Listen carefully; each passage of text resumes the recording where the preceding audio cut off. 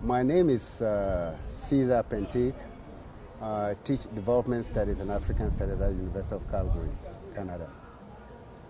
And I've been involved in e-waste research in the past couple of years. Our work is multi-dimensional.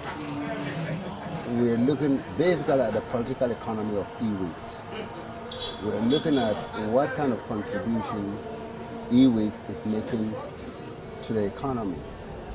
At the same time, we're also looking at the dangers involved, the environmental dangers, hazards, and so forth involved in e-waste. And that takes us to look at e-waste at different levels. Who are the people involved?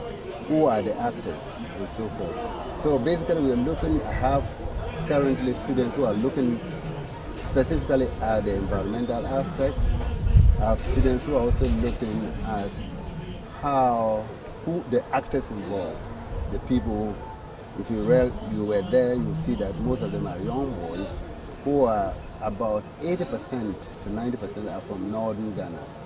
So we're trying to track them down. What is pulling them? What is the push factor pushing them from the north to come and do this kind of work? And what is the benefit of this work for them? What can be done to make their operation more safety in terms of personal safety as well as health safety and also environmental issues. Yeah. One of the things we've been focusing on today is the burning of copper wires to extract the copper. And I know that GreenEd has done this health survey in order to find out how serious, how dangerous it is exactly. What do you think would the workers would say and do if they were told that the levels of toxins in their body was alarmingly high? Do you think that would change their approach to the work? It may not. I've always mentioned it at conferences and symposiums that the workers themselves understand the health hazards involved, but it is a question of survival. So if there are alternatives for them to do it more friendly, with the report coming from your organization talking about the level of toxins in their body, that will help them to change towards something. But the toxin in them is not immediate.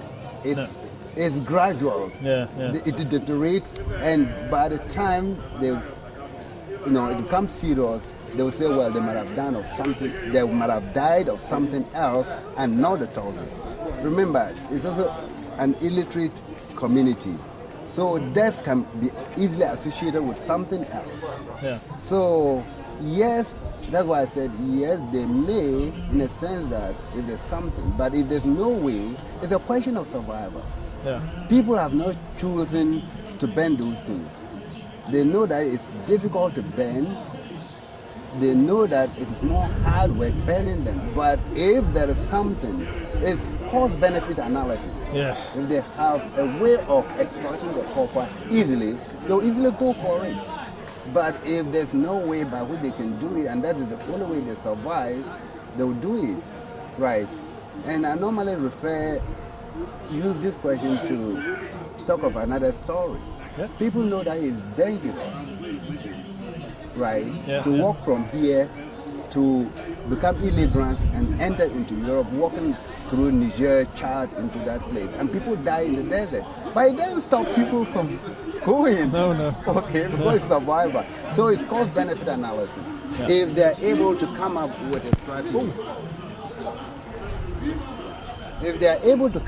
strategy, that can help them to, do the work better, I think the guys will do, they are very reasonable.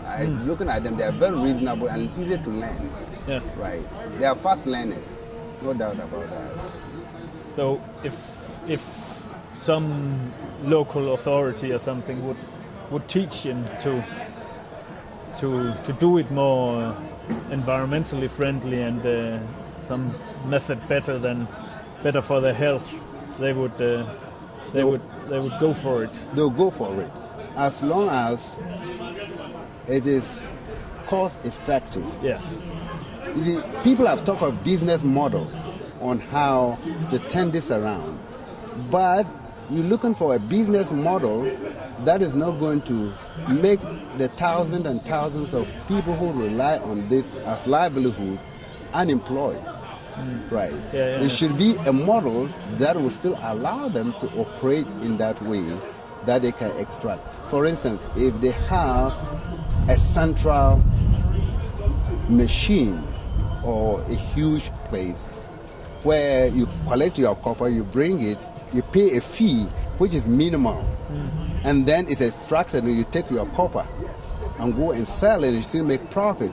You don't want to go and stand there and bend fire all day in that hot sun. No, you wouldn't. And I think it would be wise for the government to do that because of the environmental hazards. Yeah. Pollution know no boundaries. It's being banned in Ghana, but we don't know where the wind will end. No. Some of this enter into that lagoon there, the Kole Lagoon, right? Yeah. And it finds its way into the ocean. The ocean has no boundaries. No. And that is why it becomes a global issue. So it's cost-benefit analysis. We will have a way to do it more environmental friendly and cheaper and cost-effective. They will. They will do it. Yeah. There's been talking a little, I know that there's been talk about a total ban on burning of copper wires. What do you think that would mean to the workers? If a ban comes before a solution to extracting the copper as fast and effective as burning does? That is a political approach. And knowing the system in the third world, it's not that we don't have laws. Like you talk of women's rights here, you talk of child's rights and so forth. They are all enshrined in the Ghanaian constitution and I think in many other countries. And Ghana has one of the most viable constitution. The constitution is well crafted, right? But there's a difference between the law and enforcement. Yeah. If you ban it at Agogloshi, they are going to relocate somewhere else and start banning it over there. It's the same effect. You might only change the dynamics. And you might even make it so complex that they don't even ban at a central location, but they hide and ban in different places. And I'll tell you a story. Yeah.